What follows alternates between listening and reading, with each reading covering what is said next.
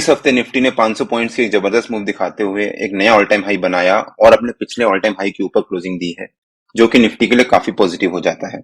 पिछले 5 हफ्तों से लगातार निफ्टी करीब 1400 पॉइंट की मूवमेंट ऑलरेडी दे चुका है। आपको क्या लगता है कि निफ्टी इस रैली को कंटिन्यू करेगा या फिर अब निफ्टी में एक फॉल आएगा? आपके जो भी लेवल्स हो प्लीज कमेंट से बताइए। कल 5 स्टेट्स के इलेक्शन के रिजल्ट आने हैं, जिसका इंपैक्ट निफ्टी पे जरूर पड़ेगा। तो इस वीडियो में हम देखेंगे कि निफ्टी पे इलेक्शन के रिजल्ट का क्या इंपैक्ट पड़ेगा और उसके बाद देखेंगे कि निफ्टी के अगले हफ्ते के लेवल्स क्या रह सकते। वीडियो काफी इंपॉर्टेंट होने वाला है, इसको बिना स्किप करे अंत तक जरूर देखिएगा। Hello friends, welcome to trade to spend. Nifty के वीकली एनालिसिस के एक और वीडियो में आपका स्वागत है। होप आपने हमारा पिछले हफ्ते का वीडियो देखा होगा, जिसमें हमने अपने इस हफ्ते के लेवल शेयर किए थे। अगर आपने वो वीडियो नहीं देखा है तो उसका लिंक मैंने डिस्क्रिप्शन में डाल दिया है और आपको ऊपर यहाँ पर आई बटन में मिल जाएगा। अगर हम निफ्टी का डेली चार्ट देखें एक बार, मंडे को मार्केट बंद थी, तो हमने अपने पिछले हफ्ते के वीकली एनालिसिस के वीडियो में कहा था कि हो सकता है निफ्टी में ट्यूसडे और वेडनेसडे को ऊपर की तरफ एक जबरदस्त मूव आए, और ट्यूसडे को निफ्टी ने हम एक पॉजिटिव मूवमेंट दिखाई और हमारा जो वीकली रेजिस्टेंस था 19875 उसके ऊपर जाकर क्लोजिंग दी, जो निफ्टी के लिए पॉजिटिव हो जाता था। और वेडनेसडे को निफ्टी ने ऊपर की तरफ एक जबरदस्त 200 पॉइंट की मूव दिखाई और हमारा जो ऊपर का फर्स्ट टारगेट था 20,000 का, वो भी अचीव किया और उसी के ऊपर क्लोजिंग दी। थर्सडे को निफ्टी दिन भर साइडवेज रहा और फिर फ्राइडे को तो निफ्टी ने ऊपर की तरफ जो मूवमेंट दिखाया और उसमें हमारा जो ऊपर का ऑल टाइम हाई था 2225 वो ब्रेक किया, एक नया ऑल टाइम हाई बनाया करीब 2300 के आसपास, और हमारा जो पुराना ऑल टाइम हाई था 2225 उसी के ऊपर जाकर क्लोजिंग दी है,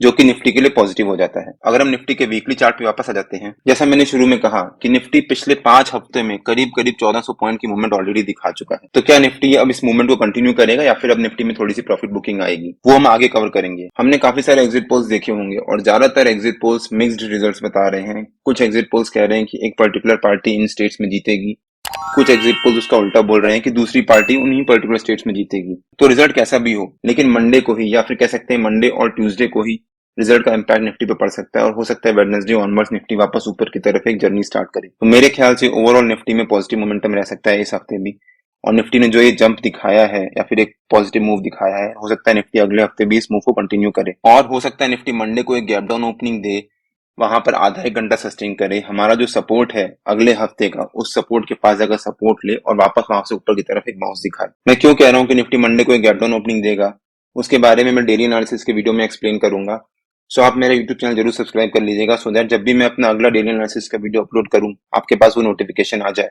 तो मेरे ख्याल से निफ्टी मंडे को एक गैप डाउन ओपनिंग देगा, मंडे और ट्यूसडे को निफ्टी उसी रेंज के अराउंड ट्रेड करेगा और हमारा जो अगले हफ्ते का सपोर्ट है वहां से निफ्टी सपोर्ट लेकर वेडनेसडे ऑनवर्ड्स एक बाउंस दिखाएगा और वापस ऊपर की तरफ नई रैली स्टार्ट करेगा। अब देखते हैं कि निफ्टी के अगले हफ्ते के लेवल्स क्या रह सकते हैं। इससे पहले कि हम अगले हफ्ते के लेवल्स देखें, निफ्टी ने मंथली कैंडल का क्लोजर भी दिया है, तो एक बार हम निफ्टी का मंथली चार्ट भी देख लेते हैं।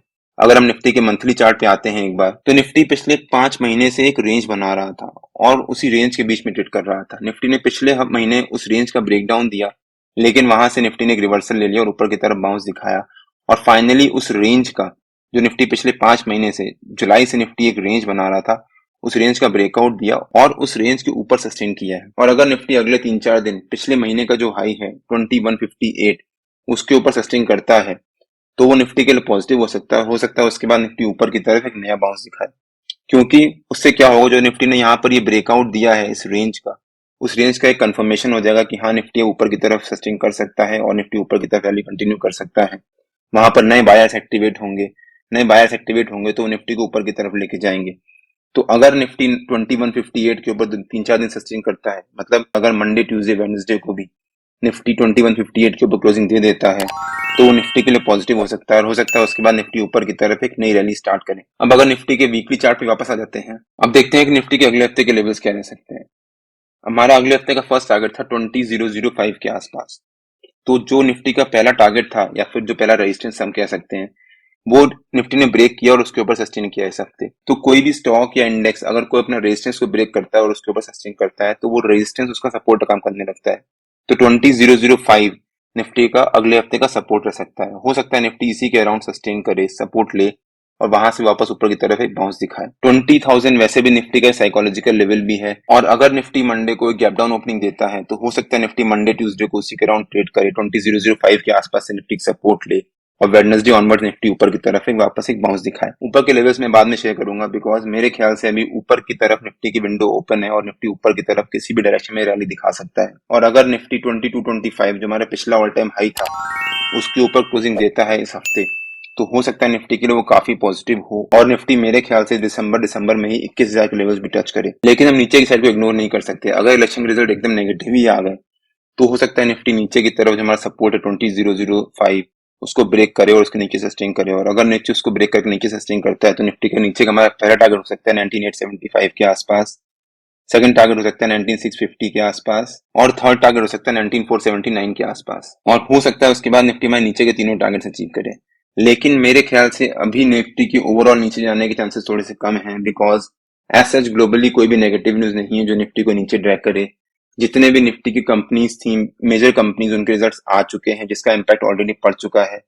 निफ्टी ऑलरेडी यहाँ पर 1500-1400 पॉइंट की रैली दिखाकर एक स्ट्रेंथ शो कर चुका है कि हाँ निफ्टी काफी स्ट्रांग है और अपना जो पिछला ऑल टाइम हाई था उसके ऊपर सस्टेन कर रहा है, जो कि अगेन दिखाता है कि निफ्टी यहाँ काफी पॉजिटिव है। तो हो सकता है निफ्टी यहाँ पर हमारा जो सपोर्ट है 20,005 उसको सपोर्ट ले, वहां से ऊपर की तरफ बाउंस दिखाए। मैंने क्यों कहा है कि निफ्टी मंडे को एक गैप डाउन ओपनिंग दे सकता है, उसके बारे में मैं अपने डेली एनालिसिस के वीडियो में एक्सप्लेन करूंगा, जो कि मैं कल अपने यूट्यूब चैनल में अपलोड कर दूंगा। निफ्टी और बैंक निफ्टी के जो भी लेवल्स होते हैं वो एनीवेज मैं डेली बेसिस पे अपने टेलीग्राम चैनल में पोस्ट करता रहता हूं। तो अगर आपने मेरा टेलीग्राम चैनल ज्वाइन नहीं किया है तो उसका लिंक मैंने डिस्क्रिप्शन में डाल दिया है और आप मेरे को टेलीग्राम में ट्रेड टू स्पेंड नाम से सर्च मार्केट ज्वाइन कर सकते हैं। अगर आपको वीडियो अच्छा लगा हो तो please like, share and subscribe और अपने दोस्तों को भी शेयर करिए और बेल आइकन जरूर हिट कर लीजिएगा, सो दैट जब भी मैं अपना अगला वीडियो पोस्ट करूं आपको नोटिफिकेशन आ जाए। Till than happy trading and जय हिंद।